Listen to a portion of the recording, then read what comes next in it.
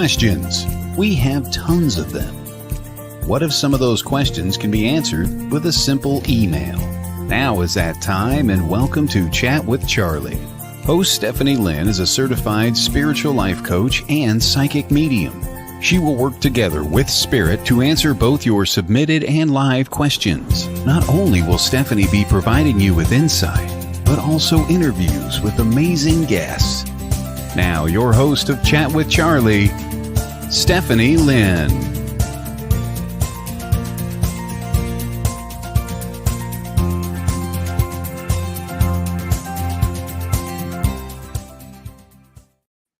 Good morning, everybody. Welcome to WLTK-DB Let's Talk Radio. I am your host, Stephanie Lynn, and you are listening or watching Chat with Charlie.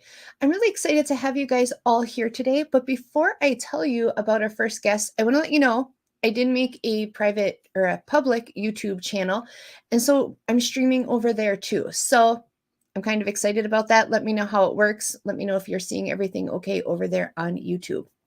So this week, we are welcoming Dr. Gala Gorman. She is a licensed acupuncturist, neuropath, and author who offers practical advice and programs to reverse health issues, but not just any health issues. She looks at what happens to our bodies when we're dealing with chronic stress. She helps women relieve their symptoms. She helps us restore our energy and reclaim what she calls our superwoman status. So help me welcome Dr. Gala to the show, please. Good morning, doctor. Good morning, Stephanie. Really nice to be here with you this morning. I'm so excited, and I'm so glad we were able to get you back on, because I just think when I was kind of looking at your bio and your profile, it's so nice to see somebody addressing the chronic stress, addressing these other options that we have to deal with their chronic stress. But before we get into all that, because it's a lot, it's a big topic, can you tell everybody a little bit about you and your background, how you got into this? Sure. I'm, as you mentioned, an acupuncturist and naturopath. And in my former life, I like to say, yes, I was a CPA, okay, and I represented physicians and consulted to their practices, saw kind of behind the scenes what happens in a physician's practice. And I was already interested in alternative kind of thoughts and approaches to life, but seeing how our health is approached from a kind of behind the curtain perspective. Yes, absolutely. I really realized that was not a direction that I wanted to head. Right. And so I ended up leaving the accounting field in 1997. That's 25 years ago. And hard to believe it's been that long. Time goes so fast, doesn't it? Oh. Yeah. And so I kind of went down this path in a much more determined way after I left the business world, knowing that I wanted to sort of figure out like why things work for one person and don't for another person. Yes. So in my family history, my grandmother, most of this was on my mother's side of the family. So the issues on my father's side of the family are a little different, but there's a lot of cancer on my mother's side of the family. And I lost my mom and my sister to cancer over like a decade's period of time. And my sister was a couple of years younger than me. So that's just, in my opinion, ridiculous. Yes. And so that just further made my mission critical, right? That like I needed to not drag my feet. I needed to get this information out there, and people needed to understand, particularly women. I think as women, because we take on so much, that we end up in stressful situations and we kind of just accept it. Like that's the way life be for us. Yes. And so I encourage women to become their own PCP. In the medical world, that's referred to as a primary care physician, but I want you to become your own primary care person.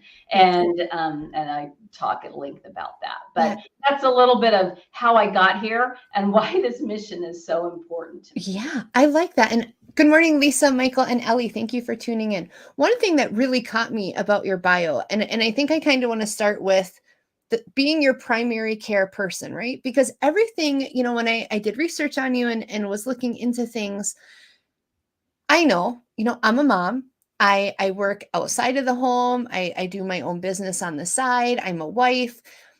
My kids play sports. So it's this constant, good morning, Diana, this constant, right? You don't want to let anyone down. You got, sometimes I feel like the office manager at my home. I do the finances at home. I keep track of everybody's calendar. And it gets to that point where when I was reading this and I'm like, we all know that we slack sometimes in self-care, but that just really hit home with me of being my primary care person. And I have to put myself in that list and not always everybody else. Yeah, when you end up at the bottom of the list of to-dos for too long, Yes. you're going to end up not even existing on the to-do list anymore. Yes. And if you think about it, this analogy I know gets a little old, but it's a really an important reminder. When you get on an airplane, they tell you if you've got a child, you need to put on your own air mask first and then wrestle with the child. I love that. Right. Put their, get their oxygen flowing. So, the most important thing is to pat yourself on the back first for holding it all together, honestly. Women, there's a reason why I titled my book, What's Your Kryptonite? Manage the Toxic Stressors Threatening Your Superwoman Status. Yes. Because I believe that women generally kind of feel like I'm Superwoman in my world. Like there's no way a mere human could accomplish everything I've accomplished. Right. And so I don't want to take that away from women. It's not realistic. Like, I think some of us might imagine that if we dropped one ball, like they'll the whole thing comes. Yes. Exactly. So like I can't drop a ball because I have no idea what the fallout would be from that. Right. And so how am I going to basically keep all the balls in the air, but also add myself into the mix here? And that's where the just little micro choices we make are really critically important and hard. Nobody wants to change their lifestyle and make a choice that's gonna support this whole ecosystem you've put in place.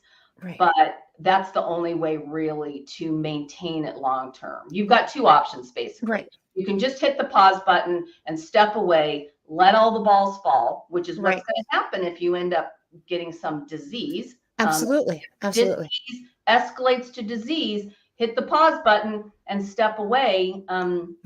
Mike Koenig's is an fairly well-known entrepreneur, and he wrote a book called Cancerpreneur after he went through his cancer journey, and he was answering so many questions. He's like, I'm just going to write a book. And tell people read the damn book, right?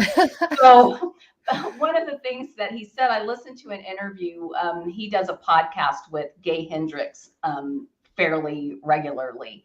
And Gay Hendricks is a psychotherapist, and he has done a lot of work side by side with his wife, but he wrote a book called The Big Leap, and it's a fantastic book for anybody who is, questioning how much this kind of feeling stuck in this world we've created holds us back. It's a fantastic book to read. But Mike said that they were having a conversation, and Mike said that when he he said he got 9, I believe it was 9 second opinions when he got his cancer diagnosis. Right. To figure out exactly what the right approach was going to be for him. And so he did decide to go down a fairly standard route. Okay. And so you've got to figure out what's right for you. Right. What resonates with you. Absolutely. Right? So, but he said that his oncologist told him when he made the decision, he said, okay, you're my guy. His oncologist told him that he owned him for a year. Wow. Now imagine you've got all these people dependent on you, and your oncologist just says, I own your ass for a year, and just put everything else on pause because this is your only job for a year. Right. Okay. Yeah. So that's the consequences. And then Mike went on to say, how much it cost him financially. Absolutely. And then that it was a full 5 years before he felt like himself again. And he just was posting this week that he's coming on his 10-year anniversary of recovering from cancer. And he was really emotional about it. But I like to share that story because I think for women, especially women who have a lot of ambition and they're out there like making it happen, right? That we are the ones that really understand what's at stake. The potential cost if we don't reverse course when we're seeing all these symptoms accumulate. Right. Well, and Deidre had tuned in and she said, yes, self-care is selfless, not selfish. And I think though, it takes a long time to get to that perspective, right? That self-care isn't being selfish. It's setting you up so that you can stay healthy and that you can do these things.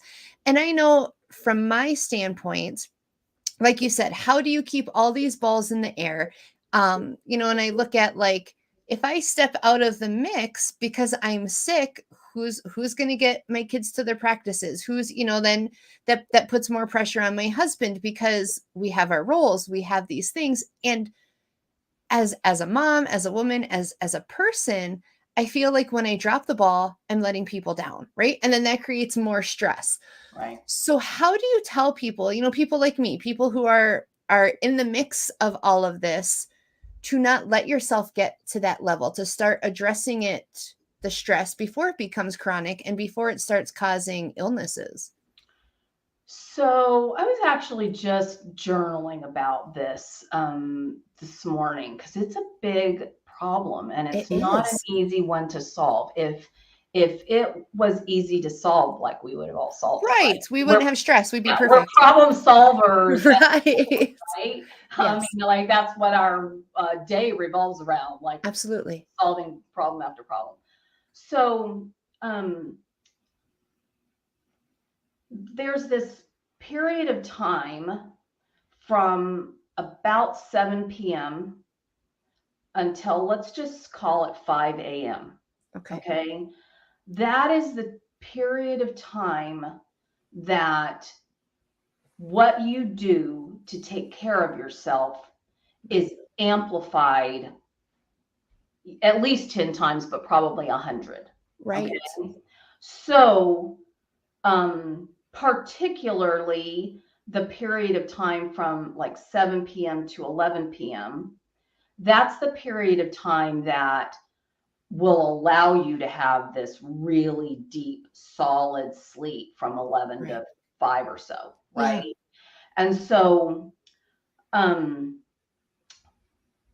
a lot of women say, well, my kids are still climbing the walls at 7 and we haven't even eaten dinner yet. Right. And it's not until they go to bed at 9:30 or 10 that I even have a nanosecond for myself. Right. And I will tell you that is not sustainable.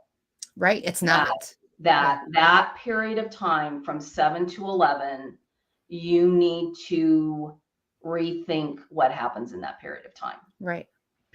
There's just no No, I agree. ways Yeah. about it. You know, you Yeah. might be able to get away with crazy out there mismanagement of that 4 hours a couple of times a week. But if that happens just chronically day in and day out, and you think you're going to make it up on the weekend, that's not the way it works. No. You can't do a week's worth of repair work with a couple of extra hours lounging in bed on the Absolutely.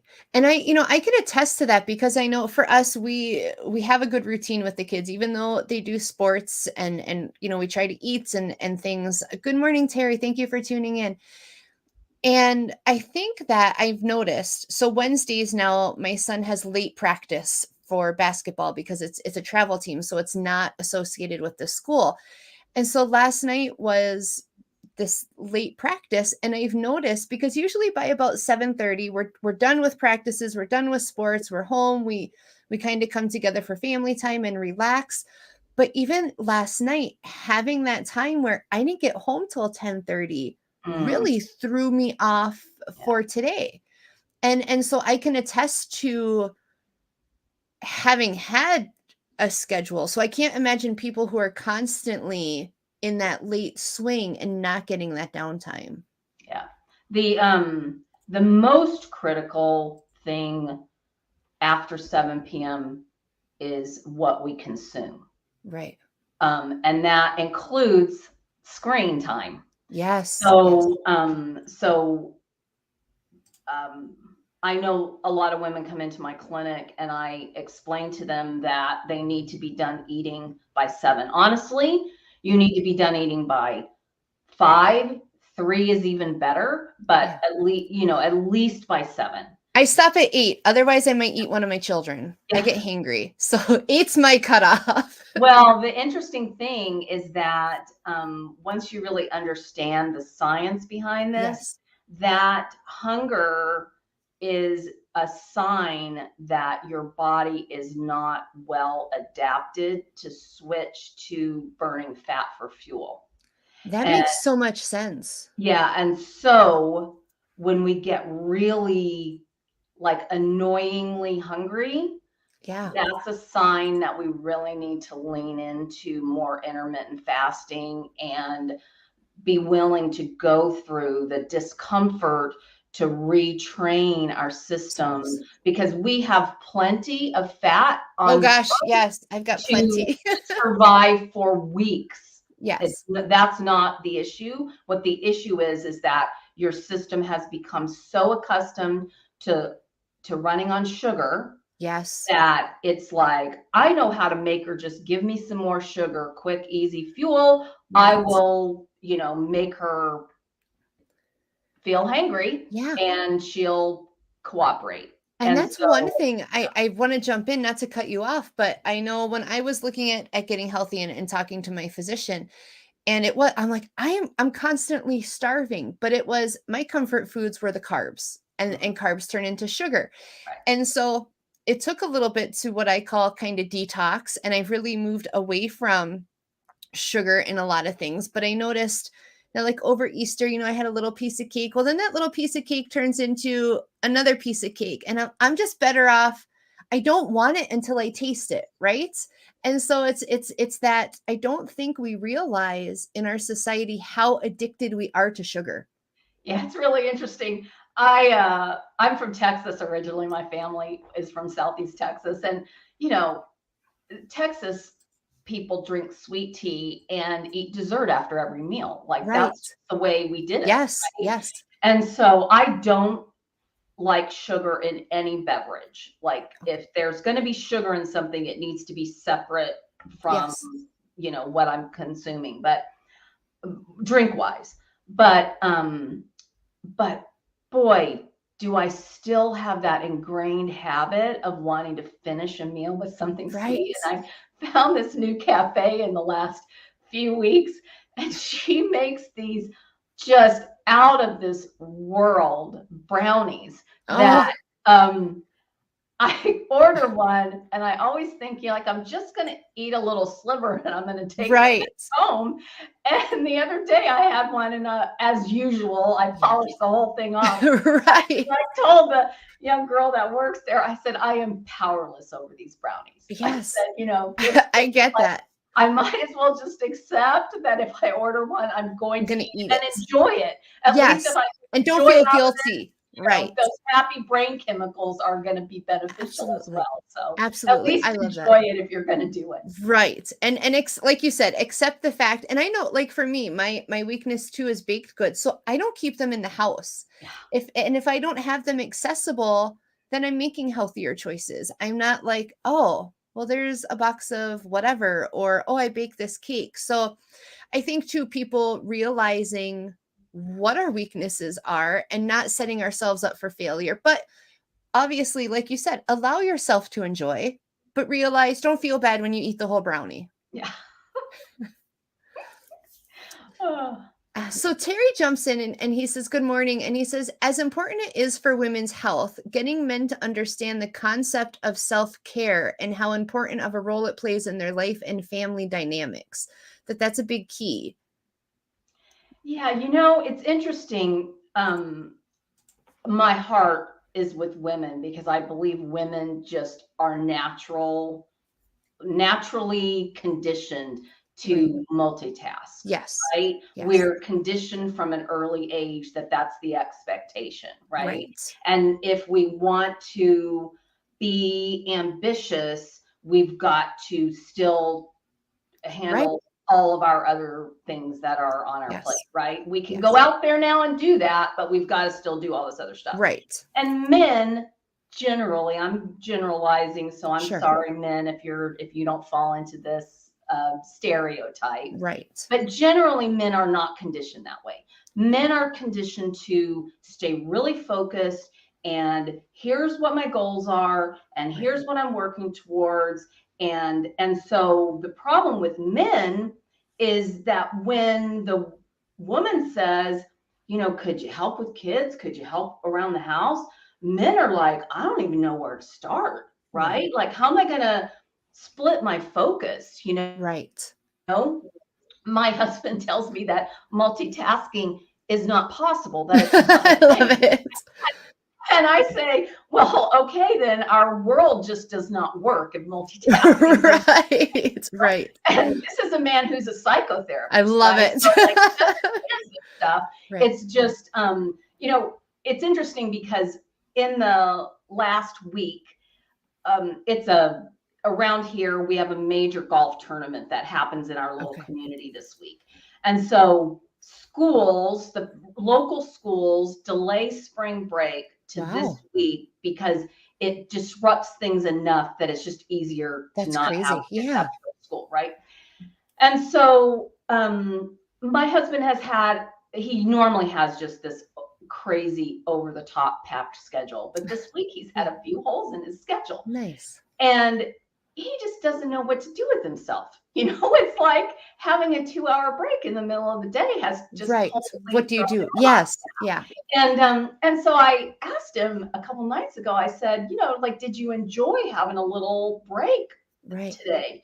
And he's like, I just like to stay focused. Like, I just like to do, I have my plan, I execute my plan. It's boom, boom, boom. And I was like, oh, that's really fascinating, right? Because I am so scattered with my hands in a zillion things all day long that, like for me, if I had 2-hour break cancellation in the middle of the day, I'm like, oh my gosh, I could go to lunch at my favorite restaurant. I could go walk the beach, like think of all the things I could do with 2 hours. Right. So anyway, I hear you that men have what they perceive as a similar struggle, but it's actually like the other side of the coin.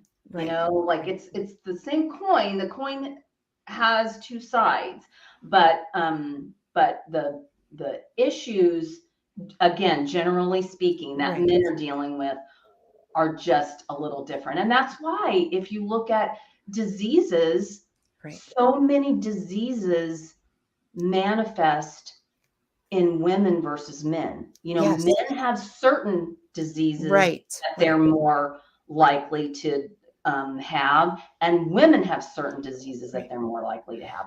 Why is that? That's Because a great, a great point. And I think we're going to take, we'll take toxicity that builds up. Yeah, absolutely. And I think hold on to that, because when we come back from our break, I want to touch back on that, and then I want to get to how the acupuncture, the being a neuropath, helps relieve the stress, helps us prevent our bodies from turning our stress into illness. So we will see you all back in just 1 minute.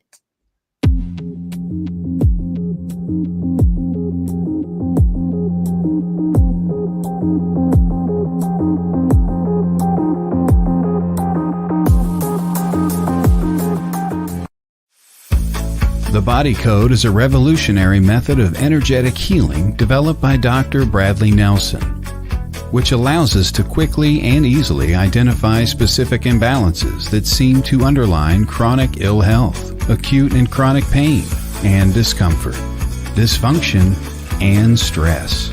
Ellie energetically connects with the subconscious of the client. Psychic medium Ellie Weisensell is a medical intuitive and energy healer, and a certified body code practitioner. She identifies and clears energetic imbalances within the body and energy field. Contact Ellie at the website below, and Ellie can work remotely from a distance, by phone, online, video chat. There's no need to travel to an office. Remember, the Body Code is safe for humans and animals. Contact Ellie today.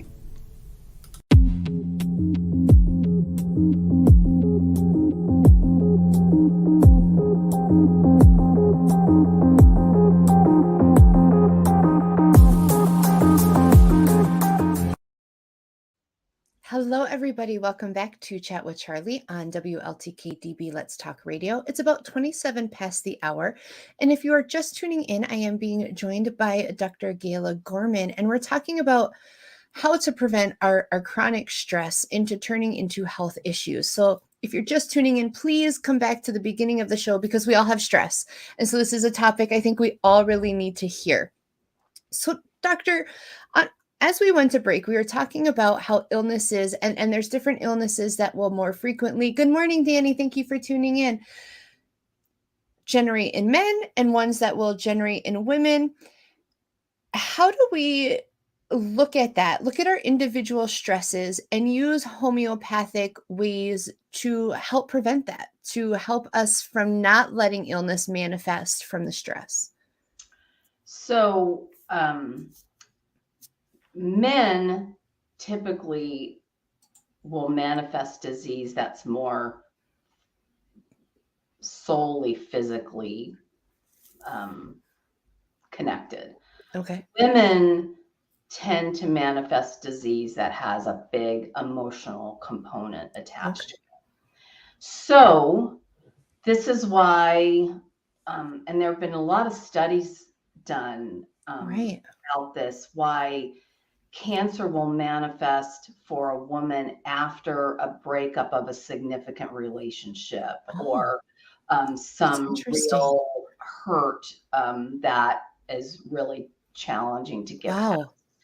And so I have a program called the MOLT Method program, and in the M in MOLT stands for mindset.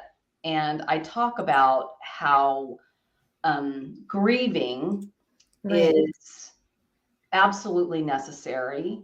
If you think that you can bypass the grieving process, all you've really done is stuff it down, and it's working its way out somewhere in your body. So not suggested. No. But then there's the opposite end of the spectrum, and that is the person who got stuck and just wallows in whatever thing they are holding onto. Okay. And it's been, 6 months, 6 years even, right? Right. And so what I like to say is that there's a huge emotional component with dis-ease turning to disease.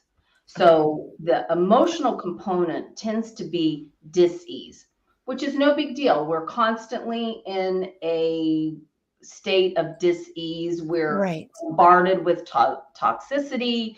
Our bodies are designed to restore homeostasis and to see dis-ease and make it, right. And so when we resist that homeostasis urge, we just say, I'm holding on to this because they shouldn't have hurt me, or this shouldn't have happened, or whatever life has thrown at us that we feel like is unfair, and life is often unfair, depending on what your perspective is.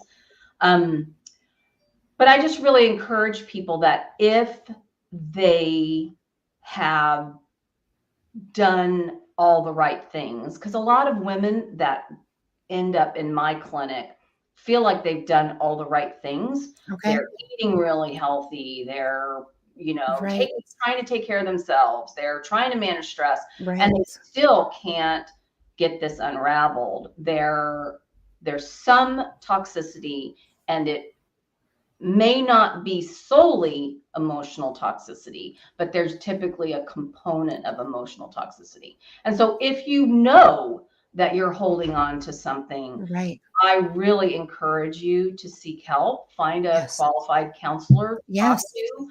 And a lot of times, we're smart. A lot of times, if you find the right person to talk to, in just a few sessions, they can pinpoint what you're holding on to. And you're like, oh, wow, I didn't even really realize that I was still like holding on to that I was still stuck there. And then, once you've identified it and made a decision that you're not going to let that control your life anymore, now you can use some of the practices that are kind of DIY. You can do at home, journaling and some of the other things that are really helpful. But sometimes you just need that outside perspective to help you see past your blind spots, really.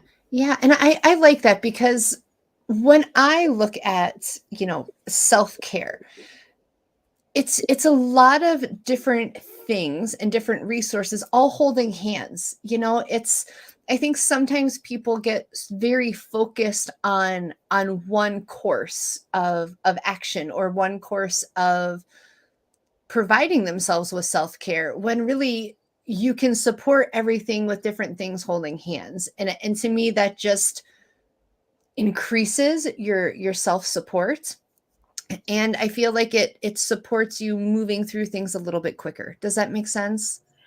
Yeah. And what just came to me when you said that, Stephanie, is that, people will say, well, I take care of myself. In fact, I pamper myself. I get a massage every other week. Yes. And to that, I will say, no amount of money spent hiring a high quality, skilled massage therapist will undo the damage of being in relationships that you feel like are unsupportive or abusive in some way.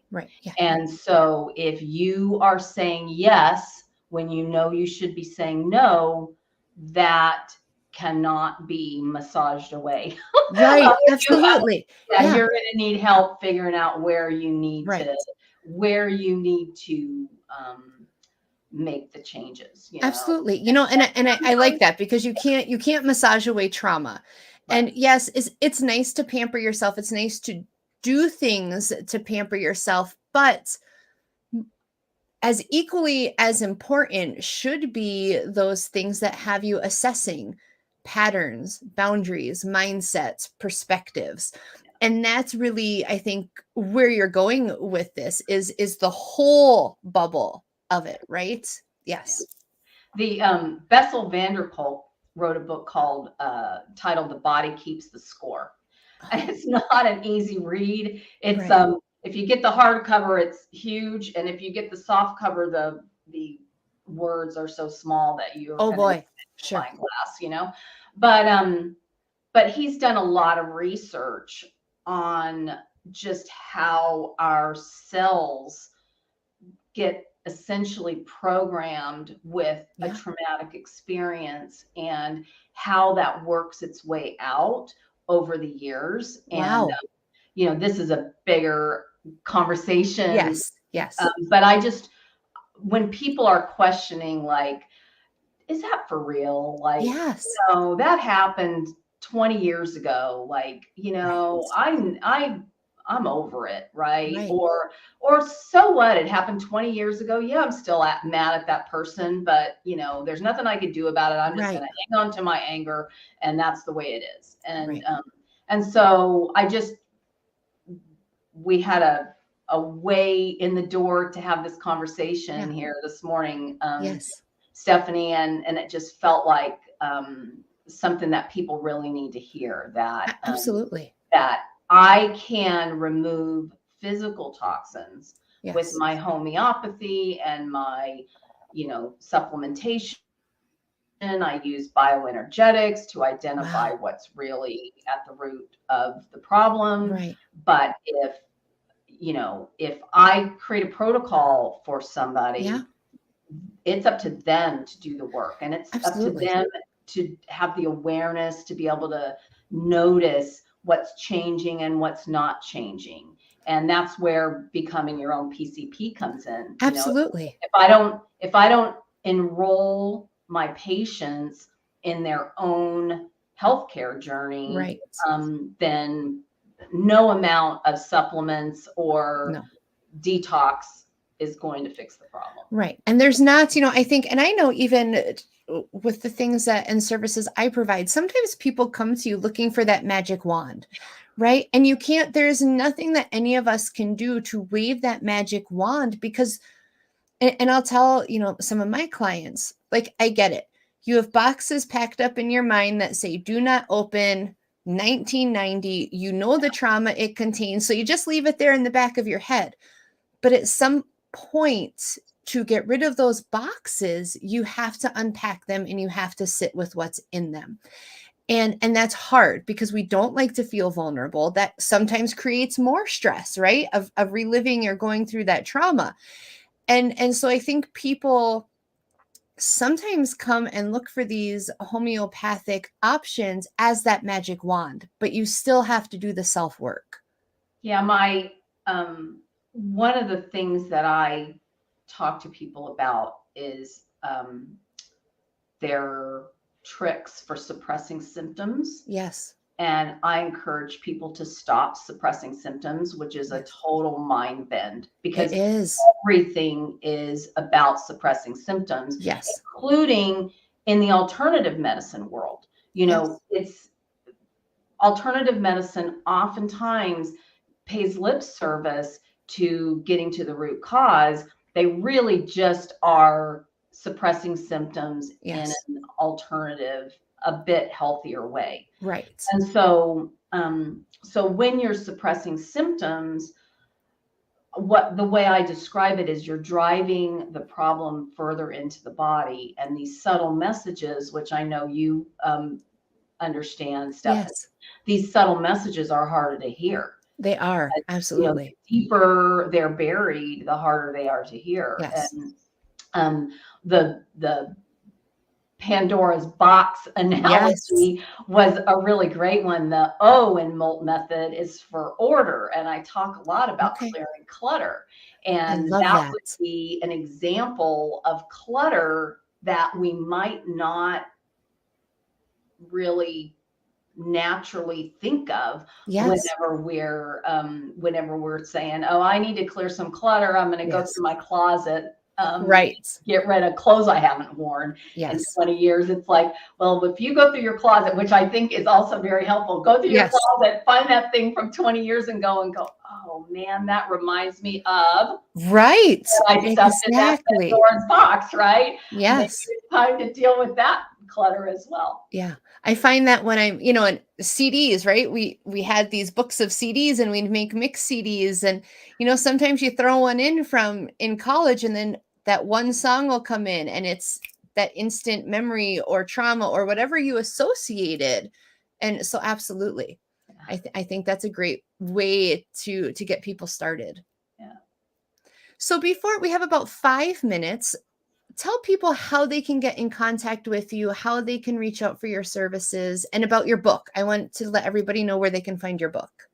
So my book is on Amazon. What's Your Kryptonite? Manage the toxic stressors threatening your superwoman status. But you can sometimes find it easier if you just go to my website, which is drgala.com, just drgala.com.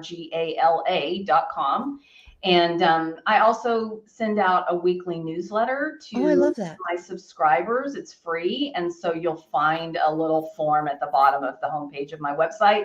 And you can just sign up, and comes out on Sunday. I call it Wellness Weekly, and just share my thoughts and point you to different content on my website that helps to, go further into some point that I'm discussing. And I always try to share what my latest thoughts are around these kinds of topics, because as I'm working with patients in the clinic, as I'm curating from other leading edge practitioners, I am constantly tweaking and having little micro shifts in my perspective. So get to follow along.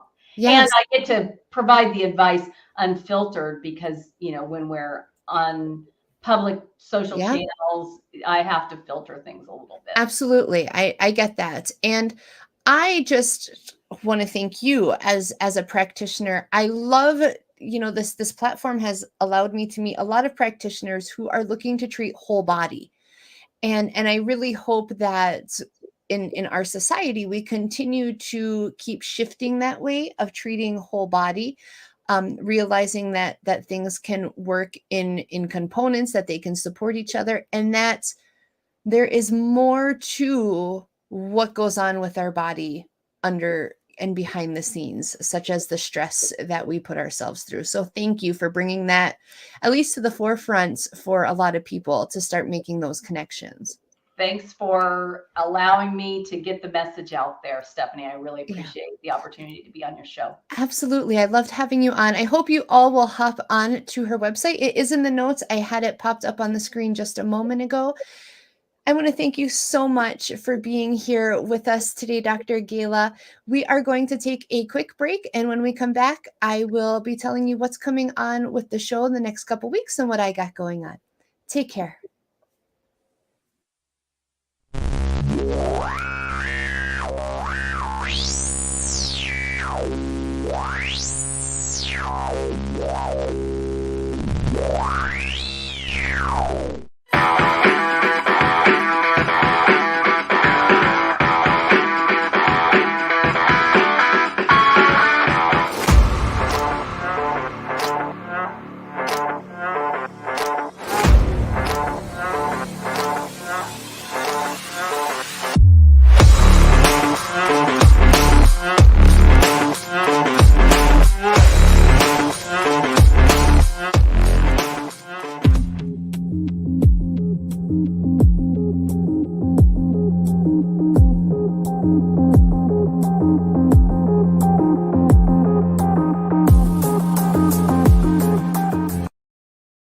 Hello, everybody. Welcome back to Chat with Charlie. Excuse me as I try to pick up my cards that I just completely threw across my room as I was trying to draw cards for you guys today.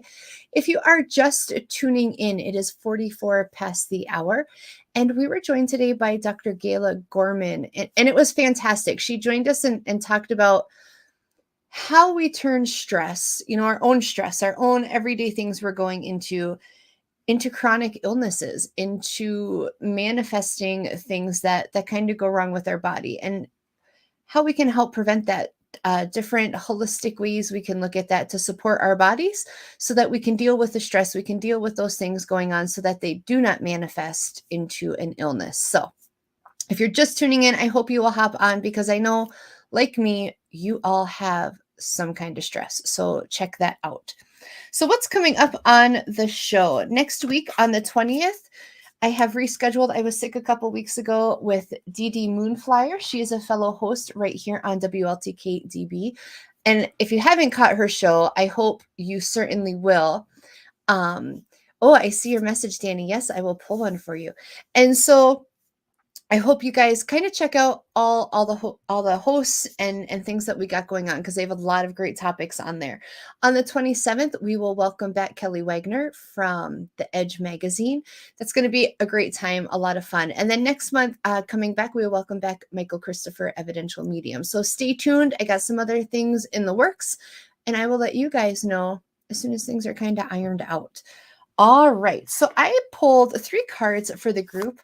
But we got some time, so I'm gonna shuffle for you, Danny, and pull a card. And actually, it's kind of funny. So if you guys excuse me a second, I'm gonna pick up the 1 card left on my floor because Spirit had told me that I was pulling 3 cards for the audience, and I just kind of happened to look down and look at the card that's on the floor, which would have been the 4th card. But I really think this one is meant for you, Danny. So give me 1 second as I lean and hopefully do not knock everything over on my desk. And I'm back. All right, so I am using my Sacred Forest Oracle deck again today. And Danny, the card that came out is flow. And as I looked over, I really felt pulled to this because if you look at the card, we see the wizard, warlock. I look at him as a wizard. I look at him as somebody also containing knowledge. And he's kind of looking out into this field. And as he's looking out into this clearing in the woods, I see like a little glow at the top of his staff.